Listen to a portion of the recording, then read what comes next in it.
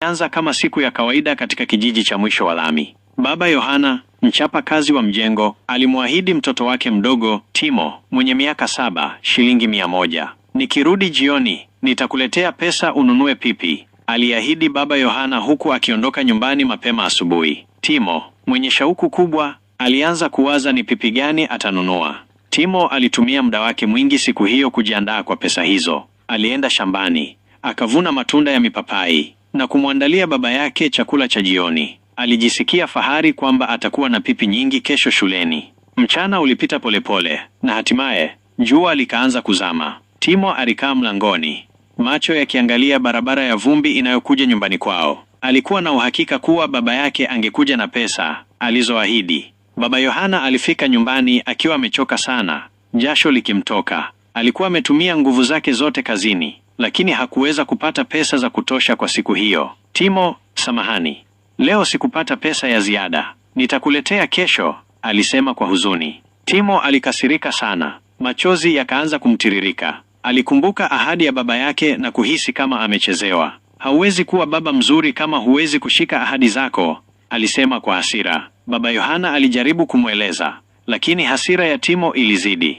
Nyumbani kwao, Baba Yohana alikuwa akitumia tindikali kwa kazi za kuchoma vyuma. Kibuyu cha tindikali kilikuwa kimehifadhiwa vizuri jikoni. Timo, akiwa na hasira kali, alikumbuka kibuyu hicho na kuamua kutumia njia hiyo kumfundisha baba yake adabu. Usiku ulipofika, Timo alinyemelea jikoni na kubeba kibuyu cha tindikali. Alijificha nyuma ya mlango wa chumba cha kulala cha baba yake, akingoja wakati mzuri wa kutekeleza mpango wake. Baba Yohana alipokuwa akipita kuelekea chumbani kwake, Timo alimwaga tindikali usoni mwake kwa ghafla. Baba alipiga kelele za maumivu na mama yao aliamka mbio kutoka chumbani, akipiga yowe. Tindikali hiyo ilianza kuchoma ngozi ya Baba Yohana na hali ikawa ya kutisha. Timo alipogundua madhara ya kitendo chake, alishtuka. Hakujua tindikali ingeleta maumivu makali kiasi hicho. Samahani baba, sikujua itakuwa hivi, alisema kwa sauti ya hofu huku akilia.